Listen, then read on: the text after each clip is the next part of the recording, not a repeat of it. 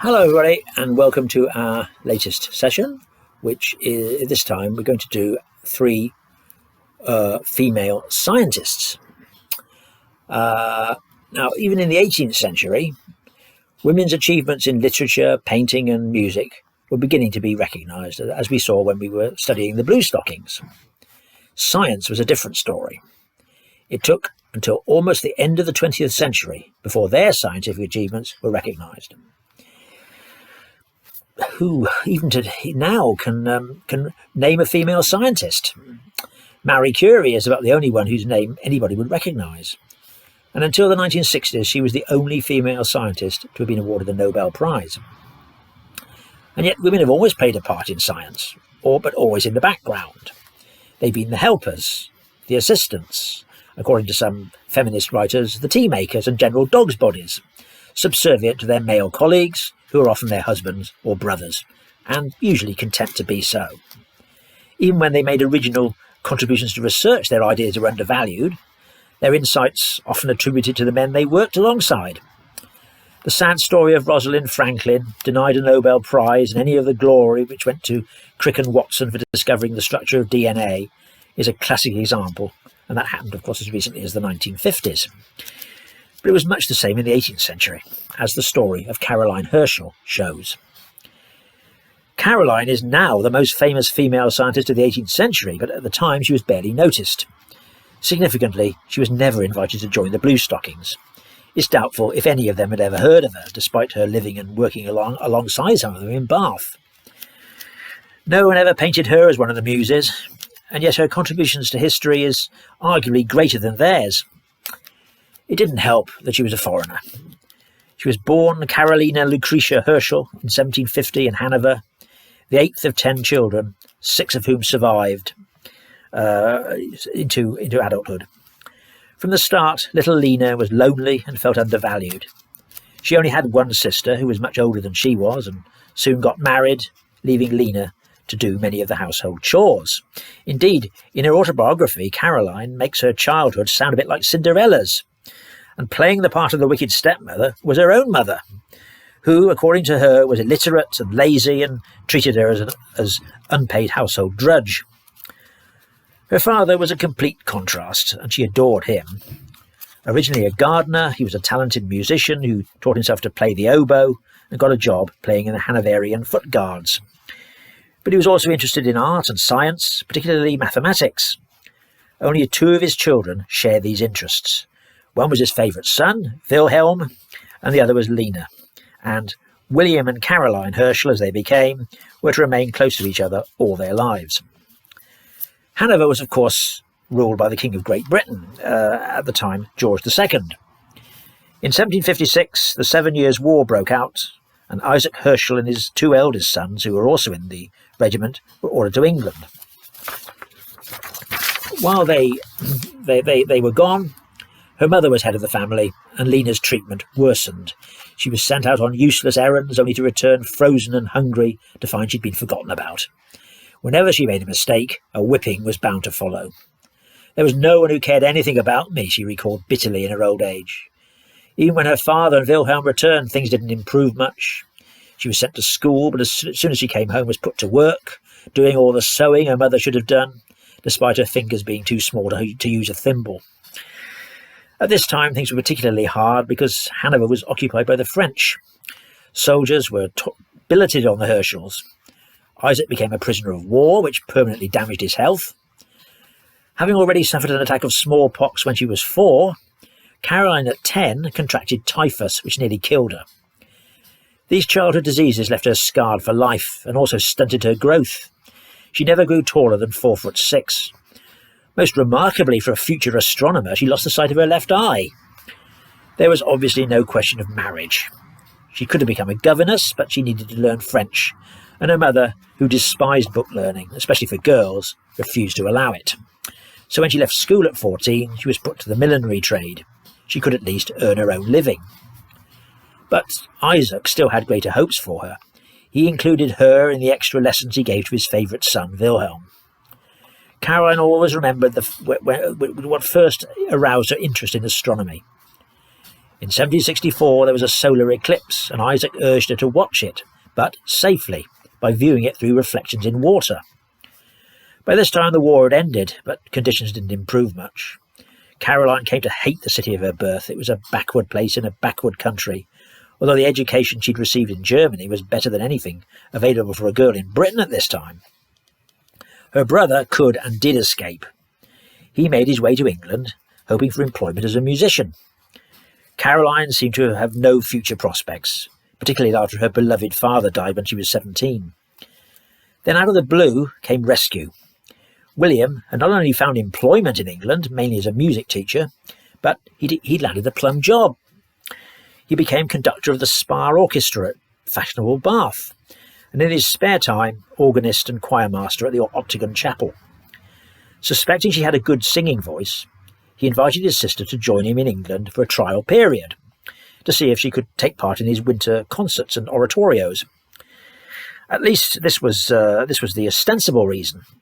As a bachelor with an establishment to keep up, he might also have thought that his sister would make an excellent housekeeper for him.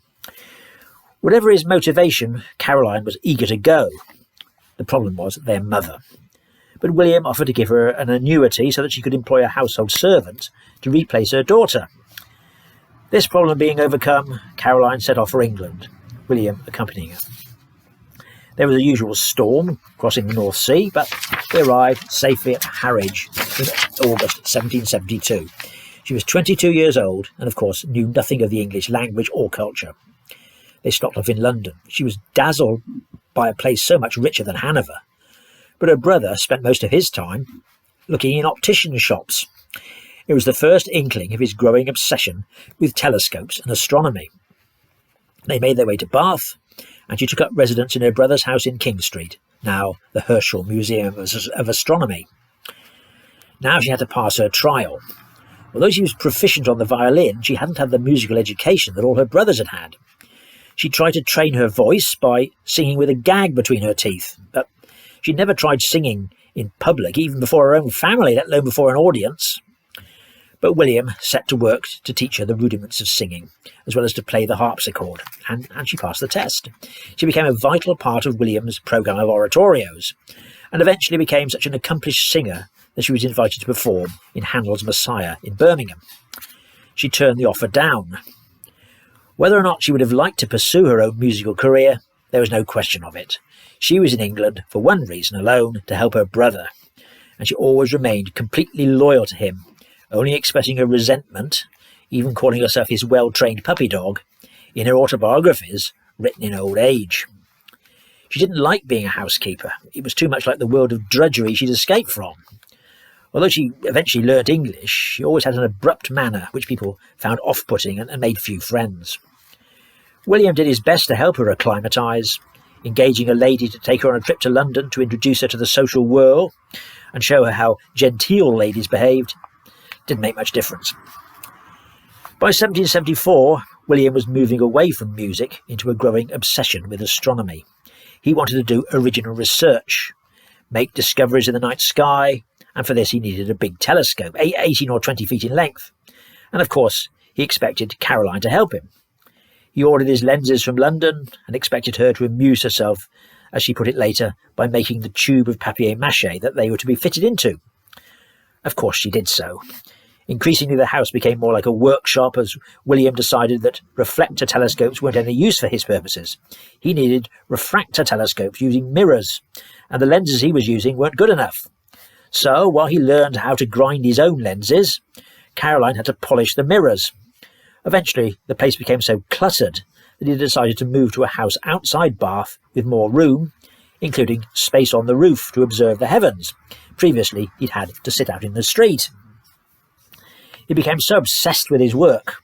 On one occasion, when constructing a mirror, he worked 16 hours non-stop, that, as she described it, to keep him alive, I was obliged to feed him by putting the vitals into his mouth as he worked. When no thinking was required, I read to him.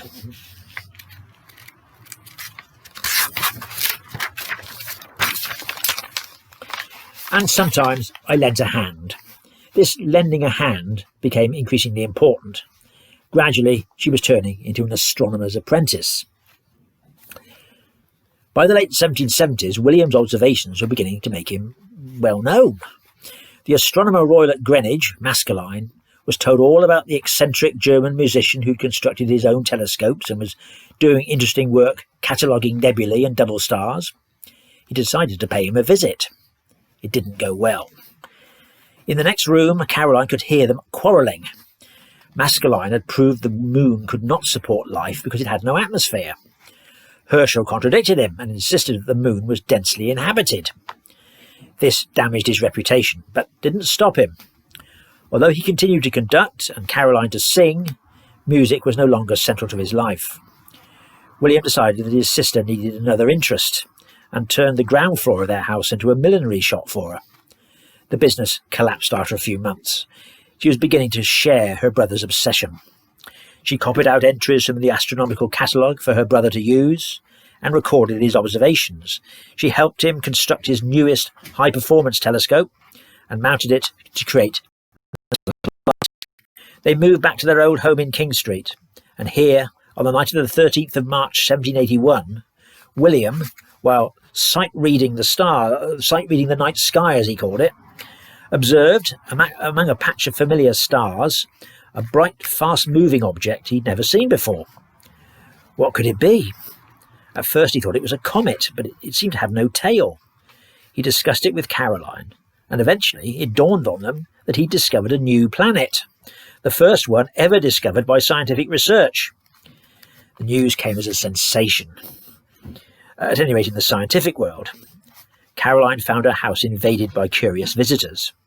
Maskelyne changed his tune and invited William to London to dine with none other than Sir Joseph Banks, President of the Royal Society. William was urged by them to abandon music and become a full-time astronomer, and naturally, he assumed, Caroline would do the same, and of course she did. Strings were pulled, and the king was approached to grant William a salary. Living on this would mean that actually their income would drop, but he at least thought this was worth it. He could devote himself entirely to research, the only stipulation being that he would show the children of the royal family the heavens whenever they wanted. William was introduced to the king and showed his gratitude by naming his new planet Georgium Sidus, George's star. Later it was thought that foreigners wouldn't think much of this name, and so it was changed to the more neutral-sounding Uranus. In 1782, the Herschels moved to Datchet, not far from Windsor Castle, and it was here that Caroline's career as an astronomer in her own right began. First, though she had to set the house in order after years of neglect, William, of course, didn't help, but she had to help him when it came to setting up the 7-foot telescope in the garden. Then he began to instruct her in mathematics and astronomical techniques so that she could become a partner in his observations. They started to make a systematic examination of the heavens, sweeps as William called them, although the telescope couldn't be moved laterally, but only up and down. Nonetheless, the whole night sky could be covered in strips, and Caroline was given the task of searching for comets. She became the comet sweeper. Gradually, she began to enjoy it, despite having to work outside in the cold and wet. A second telescope was constructed so that brother and sister could work side by side, which brought them closer together than they'd ever been. From comets, Caroline moved on to search for nebulae. As she gained more experience, she began to find more and more of them. She was competing now against the famous French astronomer Messier. She recorded in her notebook, "Messier has it not," whenever she discovered some which weren't in his catalogue. She'd soon increased the number of known nebulae by 2%. A delighted William rewarded her with a bigger telescope, comparable with and probably better than anything at Greenwich. But he had an even bigger one, so large he had to climb up a ladder and perch 15 feet in the air to use it. It was impossible both to observe and record the findings, and so Caroline was continually having to break off her own observations to help her brother. But she was used by now to be treated like a dog's body, and in December 1783 it nearly caused a serious accident. William's new telescope could be moved laterally, and one dark snowy night he asked her to run over and adjust it. She slipped, and one of the iron hooks that were part of the mechanism penetrated her knee. She was in agony. But the workman they now employed to assist them was able to disentangle her. She refused to see a doctor and insisted on treating herself, fearing all the time that the wound would turn gangrenous. Luckily, it didn't. All she'd been worried about was that her absence would impede her brother's researches. But the weather was cloudy, so he couldn't work anyway. In 1786, the couple moved to Slough, then a tiny village. William had persuaded the king to give him £2,000 so he could construct the biggest telescope yet seen, a 40-foot monster with a 4-foot mirror. While this was being built, he went back to Hanover to take a new telescope as a present from the king. Caroline felt lonely without him, but it did give her the opportunity to conduct observations without him breathing down her neck. She began sweeping for comets again, and in August 1786 she discovered one unknown to science. When publicised, this caused great excitement. For a woman to make such an important discovery was unheard of. Visitors flocked to Slough, one of them escaping from her royal duties being Fanny Burney. The king himself was excited, and in 1787 decided that Caroline, as well as William, should receive a salary. She became the first woman ever to be a paid scientist. £50 a year was, of course, only a quarter of what her brother got, but it was far more than a woman could earn anywhere else, even as a governess. She continued with her sweeping, and in 1788 she discovered a second comet. Then came a bombshell. Her brother announced he was getting married. They'd become friendly with a local family called the Pitts. John Pitt died, leaving behind a wealthy widow called Mary. William proposed to her, and after a decent interval, she accepted. It came as a complete shock to Caroline. After looking after her brother's every need for so long, she was to be frozen out. Mary, Lady Herschel as she eventually became, took over the running of the household, and Caroline was banished to an apartment over the stables. No one knows what she made of this because she burned all her journals for the next 10 years, which is perhaps a clue in itself. Eventually, she moved out altogether to lodgings in Slough. But despite the bitterness she probably felt, she continued working as William's assistant, sitting in an enclosed cabin beneath the great 40-footer to guard against light pollution and meticulously recording all his observations. The huge telescope was enormously cumbersome, and moving it required an army of workmen. Caroline got away as often as she could to her own smaller, lighter telescope up on the roof, and there she continued to discover comets. Altogether, she discovered 8.